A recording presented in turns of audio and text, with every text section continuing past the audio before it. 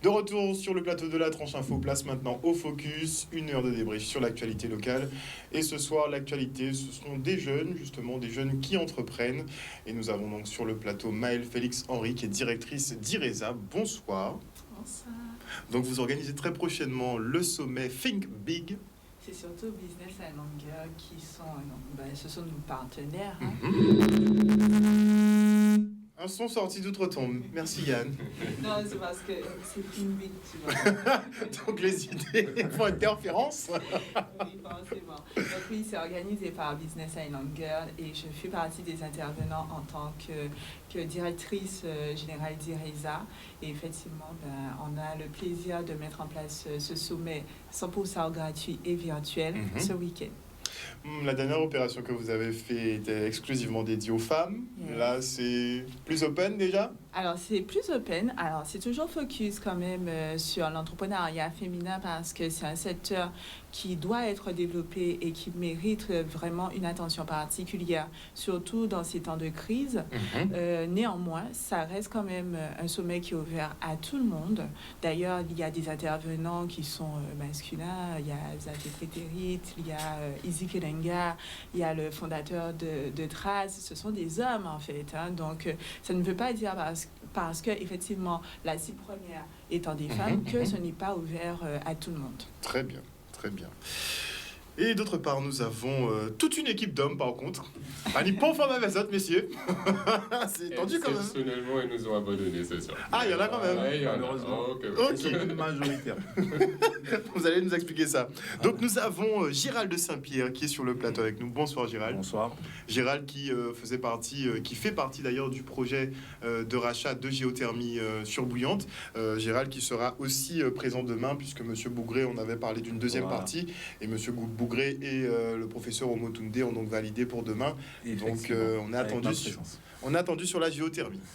À côté de toi, nous avons Gary Beaumont. Bonsoir Gary. Bonsoir. Ouais. Comme je disais, ça fait 15 ans que je t'ai pas vu. Effectivement, ça fait un petit bout. Mais comme on s'est dit, on se retrouve pour la bonne cause. C'est dingue, hein. Comme quoi, l'univers est grand. Bonsoir également à Ras Makanaki. Bonsoir à toute la population guadeloupéenne. Et nous avons Dimitri Gervelas qui est présent avec nous. Bonsoir le Dim. Bonsoir.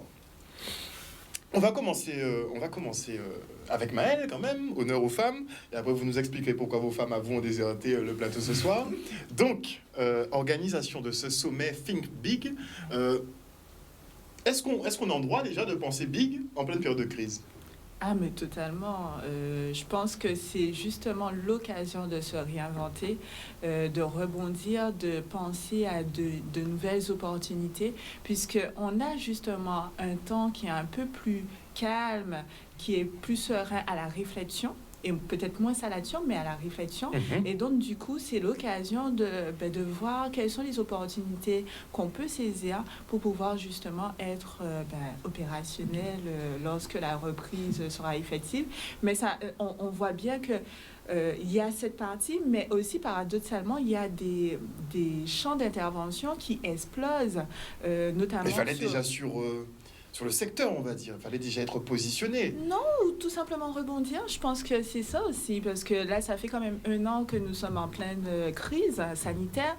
Donc, en 1 an, il y a quand même la possibilité de réfléchir et surtout ne pas rester focus sur les problématiques, parce que c'est un petit peu ça, le challenge de l'entrepreneur. C'est d'être face à une difficulté et d'en faire finalement un challenge, de ne pas rester sur une problématique, mais de rebondir. Et je pense qu'aujourd'hui, que ce soit Business Island Girl, qui, elles sont en Martinique, ou IRESA, qui est présent sur la Guadeloupe, nous sommes la preuve que c'est possible d'être dans l'entrepreneuriat, même en temps de crise sanitaire. C'est possible de voir grand et de continuer à œuvrer pour le développement de nos territoires. Alors, tu as soulevé un point sur lequel je reviendrai tout à l'heure, c'est le fait qu'il faut se réinventer. Tout à fait. Mais parle-nous justement de ton année Covid. On suppose que tu as dû aussi te réinventer ces 12 derniers mois, finalement, pour pouvoir maintenir l'activité. Alors, la chance que j'ai envie de dire d'IRESA, c'est que nous avons ouvert en plein Covid.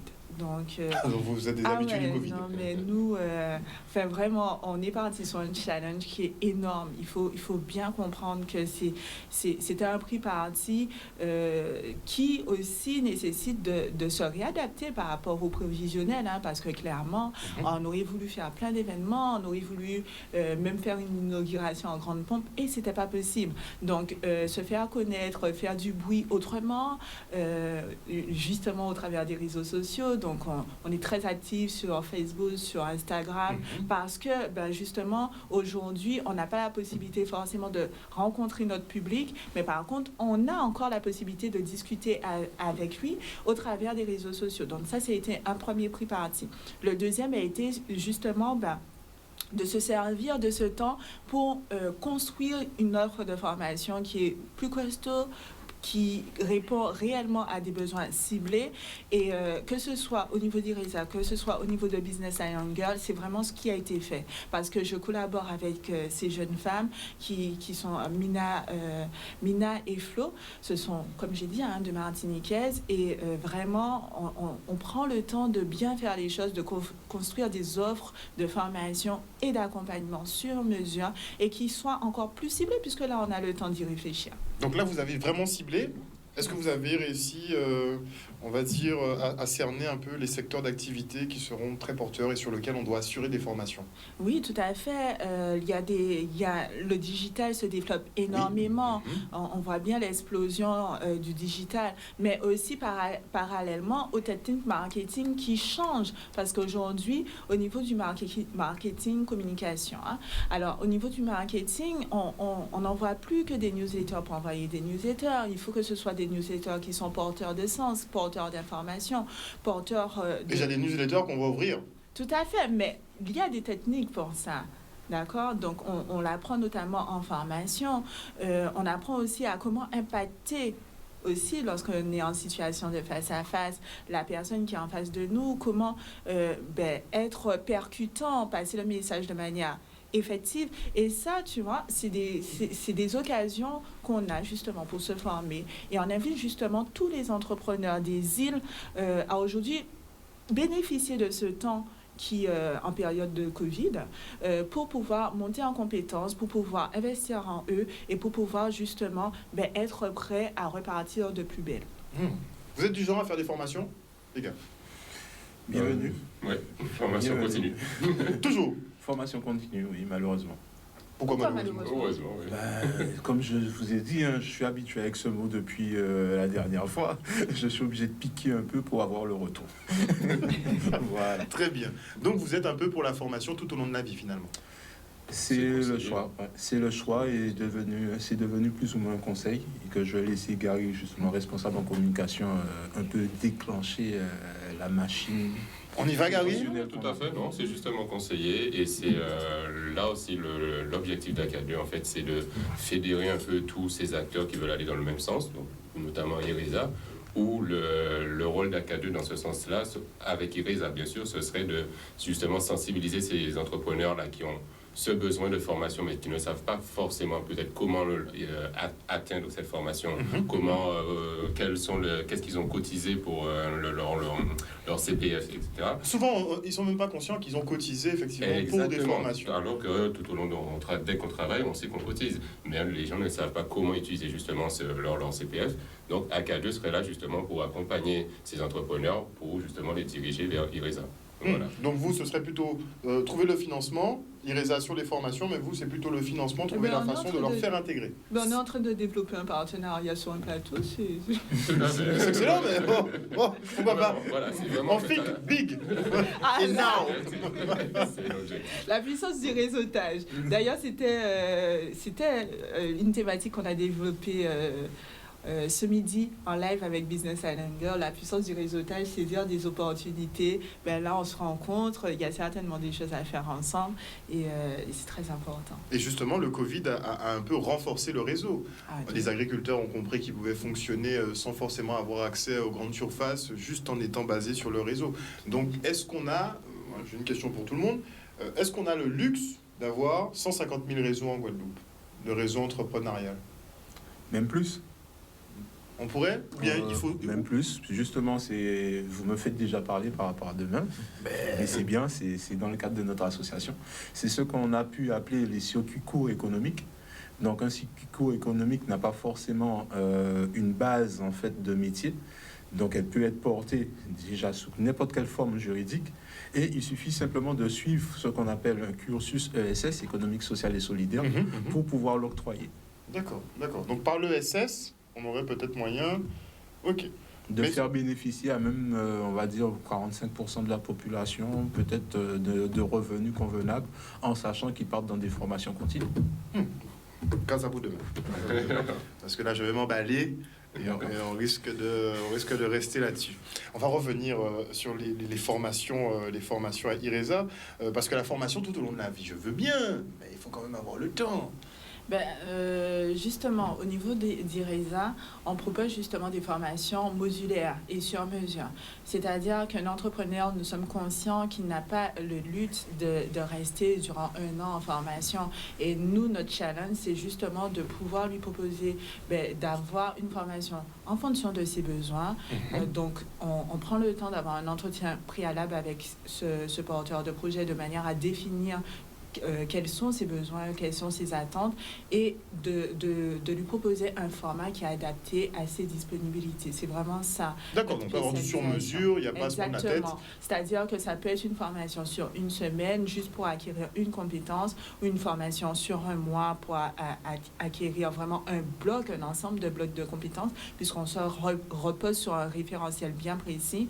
Et juste pour faire écho toujours à mes partenaires, donc Business Islander, pareil, elle propose des formations en ligne qui sont totalement digitalisées et qui du coup peuvent être suivies selon les disponibilités de tout un chacun. Vous allez directement sur leur site internet et vous pouvez donc choisir vos formations qui sont vraiment super intéressantes, notamment sur le marketing, le digital, la communication, sur toute la partie qui est liée vraiment à la vie entrepreneuriale. Et nous, au niveau d'IRESA, on est vraiment sur des apports qui sont beaucoup plus liés à l'obtention d'une compétence, d'un diplôme, d'une reconnaissance aussi, parce que en fait, il y a les deux aspects de la formation. Il y a la formation où je veux juste connaître une information, donc voilà, je vais sur Business Islander, elles sont super, elles sont carrées dedans, et c'est en ça qu'elles sont nos partenaires. Et ou vous voulez avoir quelque chose peut-être de plus dense, de plus costaud, de plus long également, sans pour autant pallier à vos contraintes en tant qu'entrepreneur, qu'on soit bien d'accord. Et là, vous suivez une formation qui est certifiante et diplômante à IRESA. Justement, je regardais un peu les vidéos des Business Island Girls et leurs posts en général.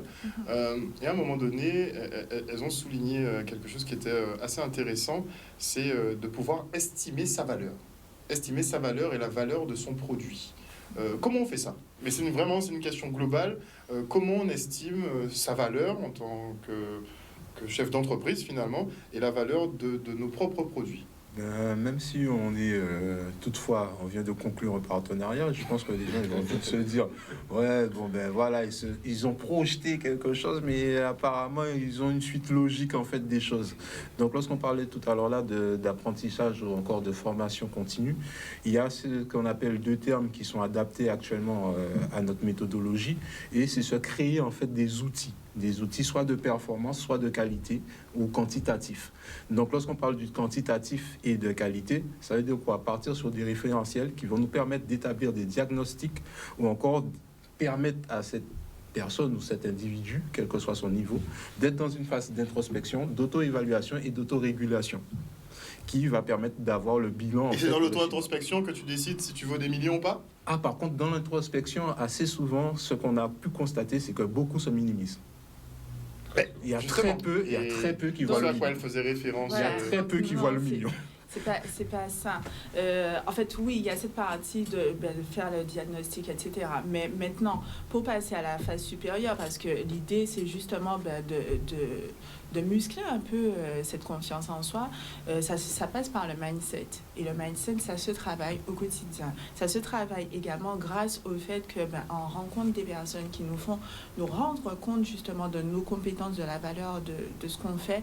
Et d'ailleurs, c'est un de nos champs d'intervention sur ERISA, vraiment permettre aux personnes de se rencontrer. Et très souvent, c'est en discutant avec l'autre que tu te rends compte, mais en fait, ce que tu fais, ça a du sens, en fait. Ça a du sens. Parce qu'un entrepreneur isolé, il a tendance parfois à douter de lui. Donc, il faut sortir de sa coquille, rencontrer les autres, oser discuter avec les autres. Et ça, c'est vraiment un atout.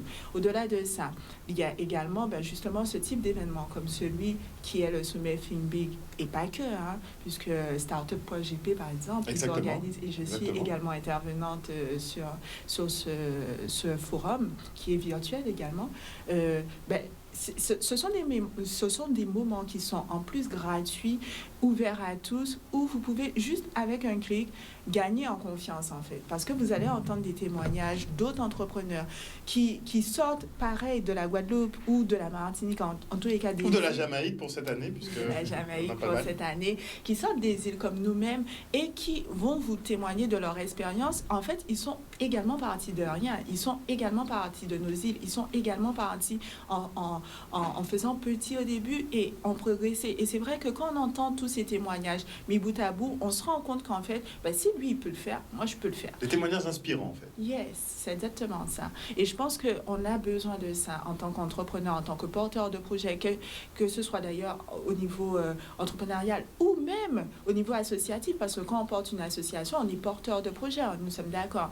Donc, même ce tissu associatif a besoin d'entendre que même une association de Guadeloupe peut faire grand. Elle a la possibilité d'avoir une expertise qui touche tous les territoires. Aujourd'hui, nous avons des compétences, nous avons des talents. Il ne tient qu'à nous d'y croire et de mettre tout en œuvre pour pouvoir aller de l'avant. Puisque toute association, parce que c'est un domaine qui m'est sensible aussi, puisque j'ai commencé d'ailleurs... Dans l'associatif dans l'associatif, avant de bifurquer dans l'entrepreneuriat, le domaine associatif me tient vraiment à cœur. Donc, même les associations, aujourd'hui, on peut faire des millions avec une association. Tout simplement qu'il faut avoir une gestion désintéressée, mais ça, c'est autre chose, d'accord? Mais une association peut générer de l'activité, peut employer, peut porter vraiment des projets ambitieux. Donc, il faut en avoir conscience. Et dans l'ESS, les associations ont un gros rôle à jouer. Mais bien sûr, totalement. C'est vraiment un partenariat qu'on est en train de en fait, vos thématiques collent. Vos thématiques, justement, collent. Le hasard fait bien les choses. Elle était prévue en info, on l'a déplacée en focus. Magnifique. Ils sont conquis par le discours. Donc on a bien fait d'attendre 15 ans pour se revoir là. Le timing est parfait. Mais justement, encore une question globale. Toi, tu as une certaine facilité finalement à trouver une équipe avec laquelle tu t'entends bien, malgré le fait qu'elle soit basée jusqu'en Martinique. Vous avez quand même réussi à faire un partenariat qui est solide. On voit quatre hommes qui sont présents et qui s'associent justement avec d'autres Guadeloupéens. Est-ce qu'on peut dire que le moment est venu pour que le Guadeloupéen se lance dans l'entrepreneuriat avec confiance dans ses frères ou pas? Ou c'est juste une impression? Mais bien sûr. Avant, on disait, vous ne pouvez pas fournir confiance.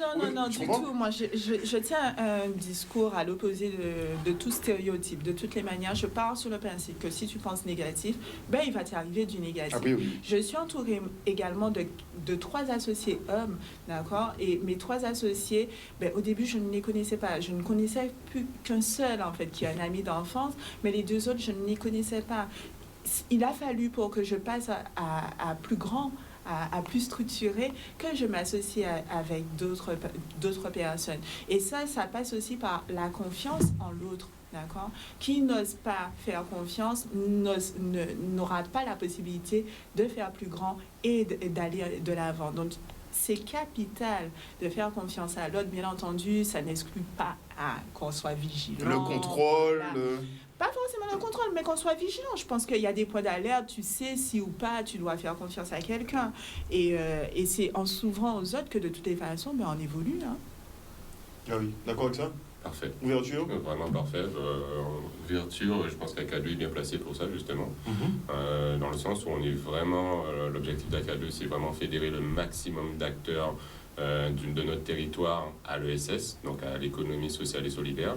Et quand on parle du maximum d'acteurs, on parle de tout le monde, d'associations, d'entrepreneurs, de particuliers, de collectivités, on parle de tout le monde. Vraiment, en se rassemblant en fait tous ensemble sur un secteur ou sur plusieurs secteurs. Et c'est pour ça que Gérald te disait qu'il y a possibilité de faire effectivement plusieurs filières de réseau d'entrepreneuriat. Parce qu'effectivement, non, on a de la marge en Guadeloupe. On a vraiment de la marge, on a des talents et on ne demande plus maintenant qu'à se mettre ensemble. Qu'à se mettre ensemble. Donc voilà, donc... Ok, il n'y a plus de freins. Donc là, il n'y a plus de freins. Il y aura toujours des... Je ne dis pas des freins. Moi, j'appelle pas ça des freins. Comme je suis un peu comme Maël, j'ai un discours très positif. J'appelle ça des obstacles, des plots. Voilà. Des dodanes. Et en fait, comme j'ai fait du foot, donc moi, j'apprends à faire ma conduite de balle et tu évites les plots et tu avances. Tranquillement. Voilà, vraiment. Alors, au niveau d'AK2, vous voulez fédérer donc, pour l'ESS. Et comment ça va se passer concrètement sur le terrain? Eh bien, voilà, on arrive dans le point. Le DIM? Le DIM. Donc, on va commencer. Donc, à AK2, nous avons décidé de scinder, on va dire, en 3 pôles. 3 pôles? D'accord, le pôle Déjà, pourquoi AK2? Présentez bien, pourquoi AK2? Association Caraïbes 2. Voilà, donc Association Caraïbes 2, pourquoi? Parce qu'il y avait déjà une Association Caraïbes 1 et on a décidé d'être l'Association Caraïbes 2. Vous vouliez absolument Association Caraïbes? Non, et surtout en fait parce qu'on est vraiment porté sur l'ouverture sur la Caraïbe. Dans le sens où, ok, on a de la marge sur notre territoire. Vraiment, la Guadeloupe, on a de la marge pour faire des choses, mais en s'ouvrant à toute la Caraïbe, vraiment, et comme a dit Maël, la Martinique et toutes les autres îles anglophones, on a encore plus de marge, vraiment. On a une grosse marge, mais ce sont des partenariats à travailler. Je vois que tout le monde est très sur le discours on doit s'associer à la Caraïbe, voilà. On doit s'associer au Venezuela. Voilà. Le tout, c'est qu'on n'a aucun lien avec... Bon, bien, justement pour répondre à cette question, sur la base juridique, puisque c'est souvent ce qui a gêné, en fait, c'était d'avoir ce qu'on appelle un statut juridique qui permettait à la fois de pouvoir s'en sortir sur un plan financier, mais rester du côté des intéressés. Ce qui a été ouvert justement par la loi du ministère de l'économie sociale et solidaire et des transitions, qui permet aujourd'hui à toute entreprise, en fait, rentrant dans le champ de l'économie sociale et solidaire, de rester sous forme de société coopérative participative, donc d'avoir ce qu'on appelle des dirigeants associés. Et s'il veut aller plus loin, de créer ce qu'on appelle une SCIC, Société coopérative d'intérêt collectif, où que là, vraiment, en fait, cette personne va rentrer dans un modèle, en fait, socio-économique. Mais lorsque je dis socio-économique, c'est parce qu'il sera lié à ce qu'on appelle le contrat d'impact social et qui lui permet d'aller du financeur privé, jusqu'au financeur extra-privé, et tout en ayant vraiment l'opportunité de pouvoir, en cas de réalisation, se faire rembourser par l'État. Ça, c'est pour une partie, ok. On peut aller chercher des financements à gauche, à droite. Est-ce que je pourrais commercer? Est-ce que je pourrais avoir des liens commerciaux d'une quelconque façon avec d'autres États caribéens? Et c'est là qu'on arrive à la loi NOTRe, qui est la loi, justement, Nouvelle Organisation Territoriale de la République, qui permet justement d'aller sur des plans de convergence et de transformation. Donc, c'est suivi par rapport... grâce à l'UNESCO, bien sûr, aussi. Donc, sur les 15 ODD, donc les 15 ODD, c'est les objectifs de développement durable, qui nous permet, en fait, d'aller chercher des financements. Au-delà des financements, aussi une structuration, en fait, sur la zone économique exclusive. Vous avez bien travaillé votre dossier. Malheureusement, ça fait longtemps qu'on travaille le dossier. Oui, non, en fait, pour traduire plus simplement, en fait, c'est on a des opportunités effectivement dans la Caraïbe, notamment actuellement AK2 travaille aussi avec Kenner ESS sur effectivement le rachat d'une partie de la centrale de Bouillante et même la création d'autres centrales aussi en Guadeloupe.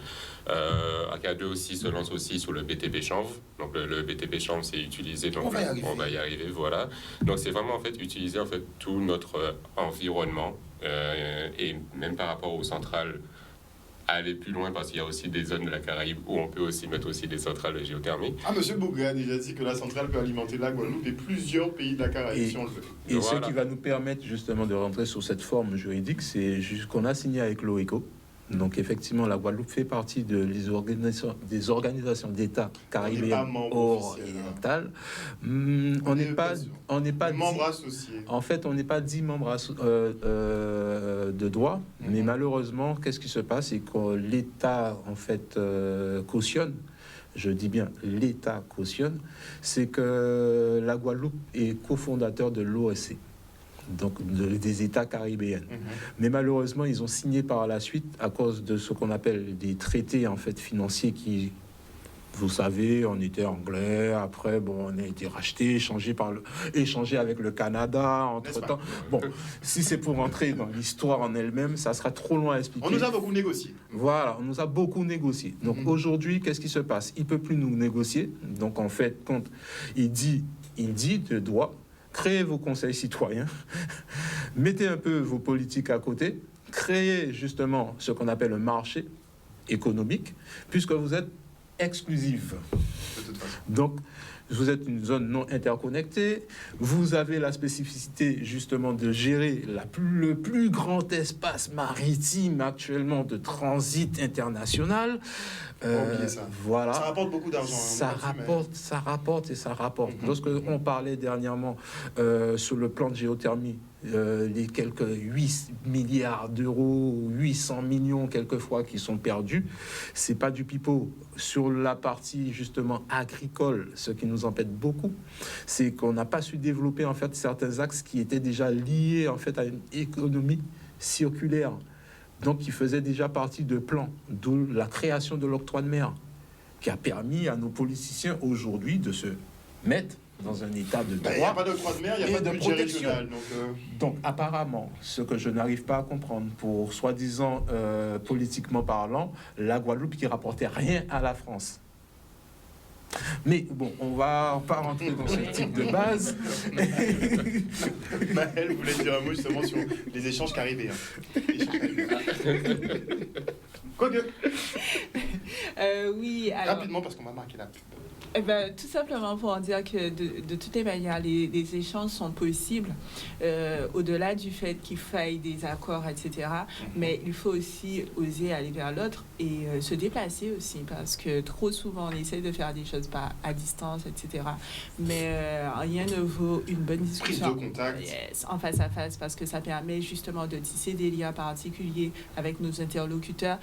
C'est vrai qu'aujourd'hui, on aura à nouveau la possibilité de voyager, donc il faut saisir l'opportunité de le faire. Ah là, ça va y aller, là. Ah oui, là, ça va. Parce qu'effectivement, il y a des choses à développer, il y a des choses à faire sur les autres territoires.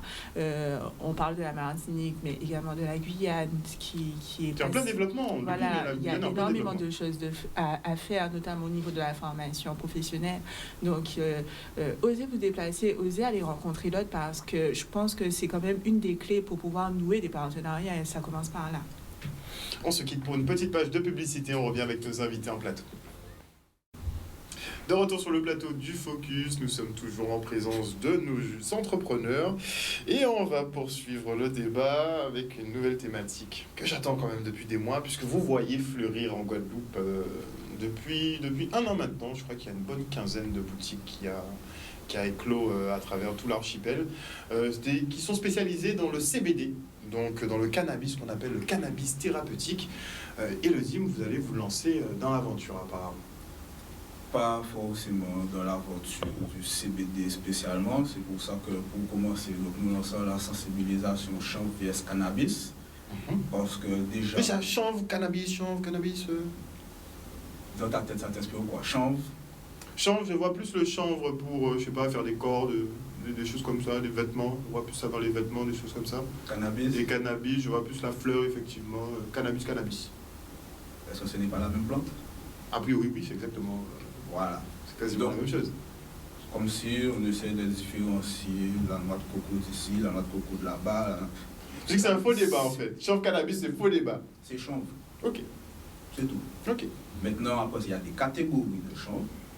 D'accord? Donc, il y a le chanvre pour le BTP, le chanvre thérapeutique, et puis ainsi de suite. Et le chanvre sauvage. C'est le dernier. Le chanvre sauvage. On fait quoi avec celui-là? Ben, je pense que pour le coup, nous avons des experts sur le plateau. Allons-y, monsieur. Donc, le côté expertise. Je passe pas forcément la parole, la prise de parole est spontanée. Donc, Makanaki, par exemple, tu peux répondre le frère. Bon, justement, comme disait le frère Ledim, nous allons d'abord, en premier temps, et enseigner aux gens apprendre aux gens qu'est-ce que c'est que le chanvre, faire la différence entre le chanvre industriel, le chanvre indien et le chanvre sauvage. Qu'on appelle indien sauvage. Et le chanvre sauvage est utilisé généralement dans des endroits où les lieux ont été abîmés, meurtris, pour leur régénérer les sols. Et pour le chlordécone, par exemple, on sait si ça fonctionne ou pas? Ça fonctionne. D'accord. Ça dépollue tous les sols, même les sols qui ont des radiations, ça dépollue. Ça a été testé à Tchernobyl. Qui dépolluent les endroits qui ont été pollués par les industries chimiques, ça dépollue. Donc le chanvre dépollue les sols. Le chanvre dépollue le sol. Et en plus de ça, on peut utiliser la fibre pour faire du textile, de la litière pour animaux, de la nourriture pour animaux, de l'alimentation pour les humains, via les graines. On fait de la farine, on fait de l'huile, et de là, on peut faire différentes transformations. Du beurre. On voit qu'il y a toutes les gammes de produits dérivés à partir de chanvre. À partir de chanvre. Le plastique, l'essence. À ce qui paraît, vous allez me dire si c'est vrai ou pas, mais à ce qui paraît, le chanvre, c'était la culture la plus prolifique il y a une soixantaine, un peu plus de 60 ans, et que c'est le lobby du pétrole qui finalement, en voulant mettre l'essence sur le marché, est venu et a saboté toute l'industrie du chanvre. Effectivement. Le premier milliardaire américain est devenu milliardaire grâce à la production de chanvre. Ford avait une production de chanvre. Et dans les années 55-60, il y a eu un ingénieur qui s'appelait Dupont. Il a réussi à faire avec le pétrole la matière synthétique. On a commencé à avoir les dérivés justement du pétrole. Qu'on appelle nylon. Exact. Qui veut dire, je le traduis en français, qui veut dire vieux nippon, on t'a un cul maintenant. Parce qu'à l'époque, le Japon était le premier producteur mondial de chanvre. La plupart des produits étaient faits en chanvre. La peinture, les pinceaux, les vêtements, les parachutes, l'huile pour l'industrie, pour la cosmétique, l'huile pour la mécanique, les codes pour les chanvres, les gâteaux, les médecines. Quasiment tout. Vous avez regardé le panel de ce qu'on pouvait faire avec du chanvre, c'est le panel de ce qu'on ne peut pas faire. Oui, il faut aller plus tôt, c'est plus petit. La liste est beaucoup plus courte. Beaucoup plus courte, voilà. Donc effectivement, on avait donc une culture qui était très prolifique, qui dépollue les sols, avec une rotation qui est très courte. Donc on peut effectivement ne pas user les sols en plantant, en replantant. Ça a été diabolisé. Maintenant, finalement, ça revient au goût du jour. Pourquoi? Est-ce qu'on sait pourquoi ce jour-ci? Tout simplement. La France a été premier producteur. Là, on apprend des choses. La Chine est devenue la Chine est devenue premier producteur à l'heure actuelle au monde. Mais en la Europe, la France reste le premier producteur de chanvre. Et pourquoi ça revient au goût du jour? C'est une histoire d'économie, tout simplement. Parce que ça rapporte. Ça rapporte, tout le monde sait que ça va rapporter. On ne peut pas faire d'une plante une propagande pendant des années, et du jour au lendemain, que cette plante refasse surface en étant... sans pouvoir répondre à des problèmes de BTP, tissu, papier, agroalimentation, tout ce que vous voulez. Donc voilà, donc même comme dit Dimitri, en étant déjà premier producteur européen, la France sait déjà que voilà, il y a du potentiel dans cette plante. Et notamment, bon, à confirmer, mais il semblerait que pour les Jeux Olympiques qui vont être réalisés en France, le village olympique, apparemment, peut-être qu'il serait construit en BTP chanvre. Donc, si c'est le cas, excusez-nous, en Guadeloupe, on peut faire pousser cette plante 365 jours sur l'année. Alors, on peut faire pousser cette plante 365 jours sur l'année, alors que là-bas, non. Le poisson à l'extérieur, ils ne peuvent pas. L'ensoleillement n'est pas le même. Exactement, l'humidité n'est pas le même, etc. Donc forcément, ils auront besoin de matières premières. Et donc on parle déjà pour nous, pour créer sur notre territoire, donc faire nos preuves sur notre territoire. Mais derrière, effectivement, c'est une matière première qui sera revendue un peu partout. Donc on a les conditions météo de toute façon. Et on a tout pour les cultures. Et on a le sol. Il y a les professionnels qui sont là pour confirmer. Ouais. Dis-nous tout. Mathieu Leslie, justement exploitant agricole. Et effectivement, au niveau du sol, comme on dit, ce serait intéressant de faire des études au niveau de la LASTER pour savoir effectivement... Des études effectives, y aller, planter, voilà, regarder. Voir quelle est la situation réelle, quels sont les effets bénéfiques qu'on peut recevoir par rapport à cette plantation. Et justement, nous faisons un appel pour certains agriculteurs qui justement aimeraient rentrer en contact avec nous pour pouvoir faire ce pas. On va laisser les coordonnées de toute façon à la fin de l'émission. Ça va être très important. Parce qu'il faut le dire aussi, pourquoi on fait cet appel aussi, c'est parce qu'on a déjà fait le nécessaire en déclarant nos actions aussi à la préfecture. Donc, voilà, on rappelle que c'est quelque chose de légal. Ça peut paraître, on parle de cannabis, on entend parler de chambre. Les gens se disent, bon, ils vont aller direct en prison. Non, le cannabis... C'est-à-dire qu'il y a une réglementation. Voilà. Maintenant, AK2 est sur une phase d'expérimentation sur certaines parties, certaines molécules du plan de chambre. Puisqu'il y a quelques mois, ils ont lancé effectivement les expérimentations au niveau national. Voilà, parce que bien entendu, quand on parle, on va utiliser le terme qu'il n'aime pas, on va utiliser cannabis. Quand on parle de cannabis, on parle de THC. Maintenant, après, quand on a fini de parler de THC, maintenant, la nouvelle tendance, c'est CBD. Combien de molécules y a-t-il autour de cette plante? Un paquet. D'accord. Est-ce qu'on a parlé, est-ce qu'on a déjà entendu parler, de THCV? Non. D'accord. Donc, quand on parle de psychotrope, on ne te dit pas que la plante d'origine a une molécule qui s'appelle le THCV, qui est une molécule antipsychotrope. D'accord. C'est une molécule qui était déjà à la base sur les plans de chanvre endémiques du territoire, qui existait déjà, mais maintenant avec les différentes manipulations génétiques et, je veux dire... On avait une espèce endémique à la Guadeloupe.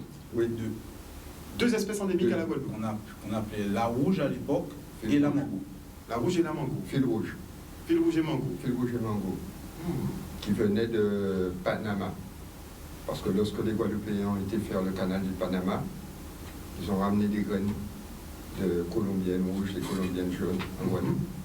Là, on a toujours cultivé. D'ailleurs, aussi, à l'époque de l'esclavage, on cultivait le chanvre aussi. Parce que les bateaux, les cordes étaient faits en voile de chanvre. C'est une culture millénaire. Voilà. On le sache, c'est une Je culture vais poser une millénaire. question. Quand tu entends sativa, qu'est-ce que tu entends? Sativa. Tu as dit tout à l'heure la corde, ceci, cela. Non, sativa, ça ne m'évoque pas. Il y a une sativa que les gens consomment tous les jours en Guadeloupe. Une sativa que les gens consomment tous les jours. Devine. Je sais pas, aucune idée. C'est en thé? Une forme de thé? Non, non. Oh, tu peux le prendre en thé, tu peux le manger cru, tu peux le manger cuit. Sativa qu'on consomme tous les jours. Non, j'avoue, je ne vois pas. La laitue. La laitue? Oui. Et c'est pas sativa, c'est batavia. C'est pareil. C'est une appellation Batavia. Mais elle a l'appellation aussi Sativa L. Catégorie. Comme le panais, une racine blanche. Sativa L. Il y a beaucoup d'autres. Donc c'est à peu près la même famille, c'est ce que je sais? Non, c'est pas la même famille.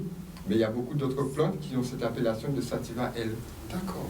Donc c'est pas réservé uniquement au champ. D'où en fait le côté justement sensibilisation pour après rentrer sur le côté formation. Tout à fait. Bon. Parce que c'est... Est-ce que... Non, on va demander à Naël quand même. Est-ce que c'est un sujet qui te parle déjà? Le CBD, cannabis? Absolument pas? Est-ce que tu es choquée? Non, pas choquée parce que je suis curieuse et que c'est toujours intéressant d'en apprendre, hein, mais c'est pas un domaine que je maîtrise. Est-ce que tu te vois aller en prison si tu fais ça? Je n'essayerai pas. En fait, justement. C'est ça la question. En fait, on ne peut pas s'y intéresser à tout. Enfin, personnellement, je ne m'y suis pas intéressée. Mais si ça rapporte un paquet d'argent? Non, je pense que je reste focus sur mon secteur d'activité, mais je n'exclus pas les autres secteurs d'activité. Et si effectivement, comme vous l'expliquez, il y a autant de vertus, allez-y les gars, mais personnellement... Donc, tu ne serais pas contre le développement de ce type de projet ici en Guadeloupe? Pourquoi pas? Pourquoi pas? Je ne suis pas fermée à ce qui se fait, même si je ne maîtrise pas, même si je ne comprends pas, d'accord? Mais on a chacun son secteur d'activité. C'est comme si moi, je vous dis de venir sur mon domaine. Je pense que vous serez totalement perdu. Donc, il n'y a pas de choc à avoir sur le fait que moi, je sois totalement perdu. Ce n'est pas mon champ d'expertise. Très bien. Justement, en fait. Au début, think big. Think big. Tu as vu que mon esprit est toujours ouvert. Tout à fait. Et surtout, big parce que le marché, c'est 51 milliards. Juste pour le CBD. Mais c'est ça, en fait. C'est là, en fait, où il faut parler.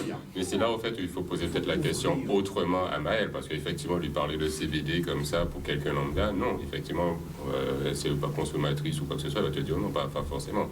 Après, c'est pour ça que Dimitri, effectivement, a parlé du champ de l'information, c'est que se lancer dans ce genre de secteur d'activité, ce n'est pas juste par plaisir tester une plante ou quoi que ce soit. C'est vraiment se lancer, se structurer, mettre en place des formations. Donc, qui dit formation, dit passer par des centres de formation.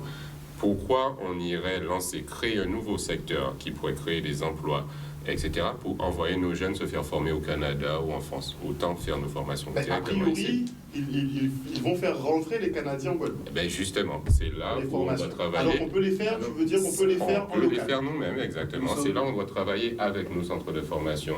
Donc peut-être Maël, c'est un exemple, elle est juste à côté de moi. Et justement, créer nos formations à nous sur nos secteurs d'activité, nos métiers en fait. Et là, où je vais arriver, c'est qu'AK2 veut créer les métiers de la Caraïbe. C'est-à-dire valoriser nos métiers à nous, créer nos métiers à nous. Ce n'est pas normal que ma femme, par exemple, elle veut faire une formation herboriste sur les plantes. On lui propose une formation en France, alors qu'elle veut utiliser des plantes de la Guadeloupe. Alors, soit dit en passant, je prêche quand même pour un collègue que j'apprécie énormément, mais vous avez 100% ZEB qui lui Tout à fait, elle est passée par Monsieur Nature par excellence. C'est quand même important de rappeler qu'il en existe. Elle est passée par 100% ZEB. Voilà, elle est passée par 100% ZEB parce que justement, elle ne voulait pas passer par un organisme extérieur. Et donc, elle est passée par l'interne. J'ai envie de dire qu'aujourd'hui, justement, Hugues, il a développé toutes des formations très, très, très pointues dans son champ d'expertise. Donc, justement, quand on est intéressé par le domaine agricole, mais pas que, puisqu'il s'agit de maîtriser aussi toutes les plantes. Il apprend à maîtriser la survie, presque. Puisqu'il peut vous faire entrer dans un bois, il va vous montrer tout ce qui est comestible, pas comestible. Il m'a fait manger des fleurs, il m'a fait manger des feuilles, c'est ce que je n'ai jamais fait. Mais franchement, avoir cette connaissance, avoir ce savoir-là, c'est une question de survie, presque. C'est ce qu'à chez AK2, on appellerait l'éducation relative à l'environnement. Tout simplement. Tout simplement. Connaître son environnement, le maîtriser. Il y a aussi la possibilité de faire des formations. Alors, il y a Hugues, mais il y a aussi un jeune entrepreneur, Aïreza d'ailleurs, Pierre, qui a aussi des formations dans le même domaine d'activité. Alors, lui, ce sont des formations qui sont digitales. Donc, oui, c'est vraiment des opportunités qui existent en Guadeloupe et on n'est pas obligé de partir ailleurs pour... Clairement. Et Hugues a même fait des visuels, puisqu'il faisait des formations, et il envoyait justement aux participants. On a des visuels, il y a des explications, il y a des coupes des plantes, franchement. On a une expertise ici en Guadeloupe. Je ne pense pas que ce soit nécessaire. C'est là où on peut vraiment arriver. C'est vraiment continuer sur le côté chanvre, justement, côté formation, on est aussi partenaire avec l'ISC Europe, donc l'Institut supérieur du chanvre. Donc côté formation. Ok. Il va y avoir de l'expertise. Mais justement, on va parler, parce que toi, tu es déjà les mains dans la terre. Comment tu vois ta transition des cultures actuelles vers le chanvre? Ça va être simple ou compliqué? C'est pas une transition, c'est juste une suite. Parce qu'on l'avait déjà avant.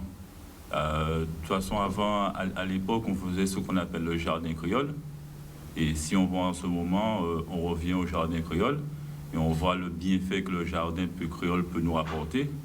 Alors, ce n'est qu'une suite par rapport à ce qu'on faisait déjà. Et justement, par rapport aussi à ce qu'on peut appeler le chlordécone,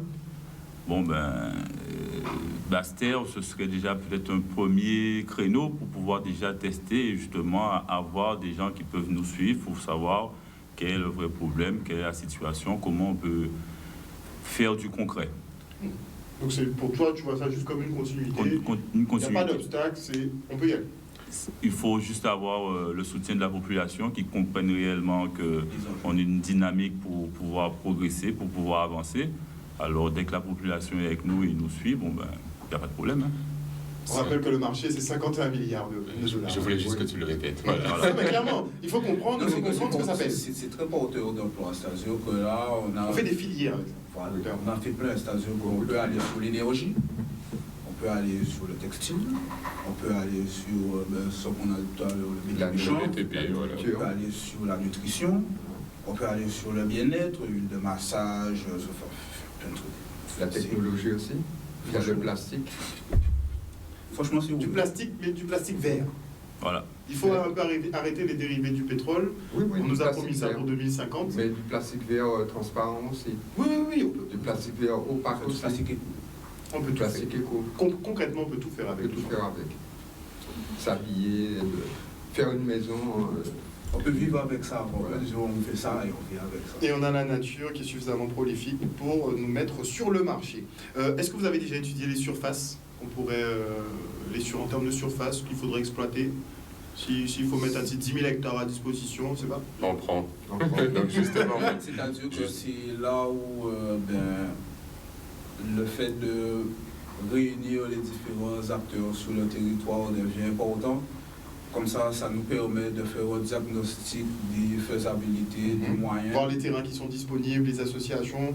Et selon les terrains, après les études de sol, après avoir peut-être entendu ne serait-ce que le projet du propriétaire du terrain, s'il y a projet, voir comment on peut s'organiser et puis toujours continuer dans la formation continue.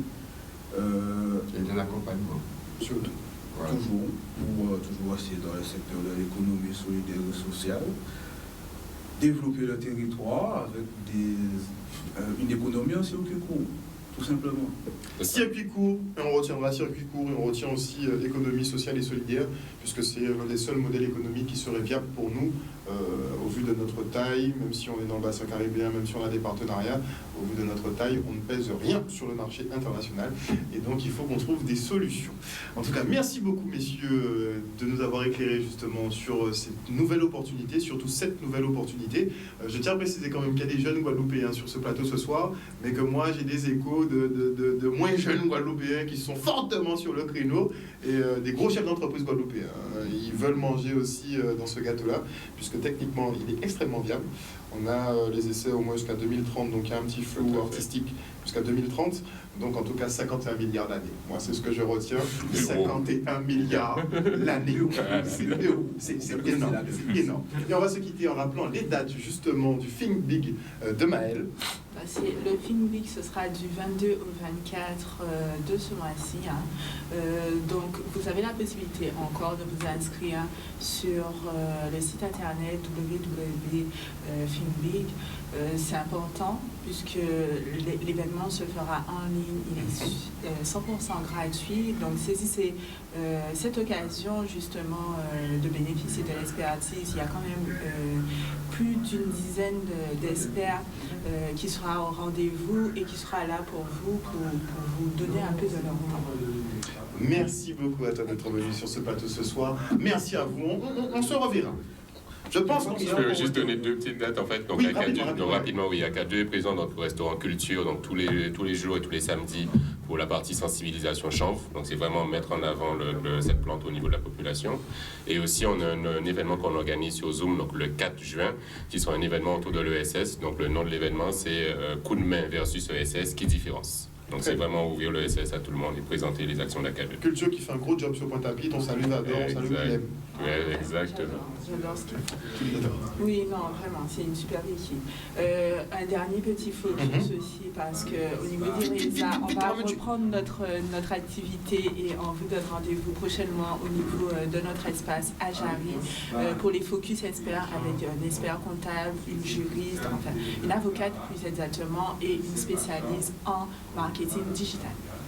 Tu reviendras pour la com. Yes. Merci encore à vous tous. On se revoit très prochainement, j'espère. Et vous, chers téléspectateurs, on espère que vous avez passé un bon moment en notre compagnie, que vous avez appris 2-3 choses sur ce fameux marché à 51 milliards. Regardez le nombre de zéros qu'il y a derrière, il y en a 9. C'est énorme. Une bonne soirée à vous sur Canal 10 Télévision. On se retrouve demain. Bisous. Merci beaucoup.